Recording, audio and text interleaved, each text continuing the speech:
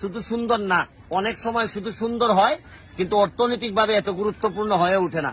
কিন্তু এই যে ভোলাগঞ্জ, এই ভোলাগঞ্জটা শুধু সুন্দরের জন্য না, অর্থনৈতিকভাবে এত গুরুত্বপূর্ণ। আশ্চর্য হবেন এই এলাকার মানুষ বিদেশে যায় না কেউ, এবং আরো আশ্চর্য হবেন যে নর্মাল যারা কাজ করেন শ্রমিক, তাদেরও 3 থেকে 5,000 টাকা প্রতিদিন এখানে ইনকামের ব্যবস্থা আছে।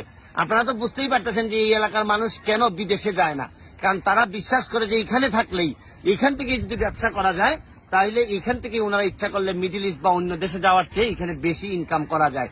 বাংলাদেশে এইরকম একটি জায়গা আছে, দেখে ভালো লাগলো। আজকে ফুটবল খেলতে আসছি, সেই ভোলাগঞ্জের বিরুদ্ধে আমরা খেলবো আজকে ব্যারিস্টার সুমন ফুটবল একাডেমি। এই জায়গাটা দেখে এত সম্ভাবনা, বাংলাদেশে এত সুন্দর সুন্দর জায়গা, এত সম্ভাবনার জায়গা, কিন্তু নিজেরা শুধুমাত্র বিভিন্ন জায়গায় দুর্নীতি করে আমরা এই দেশটাকে আগাইতে দিচ্ছি না। আমি আজকে, আপনারা জানেন যে আমাদের যে পদ্মা সেতুর শেষ প্রান্তও লেগে গেছে, আমরা ওই দিকের দক্ষিণাঞ্চলও উন্নতির অন্য লেভেলে চলে যাবে, কিন্তু সিলেটটা এখন আমি বিশ্বাস করি ওই লেভেলের উন্নয়ন হয় নাই। 4 লাইনটা এখন পর্যন্ত সিলেটের হয়ে ওঠে নাই।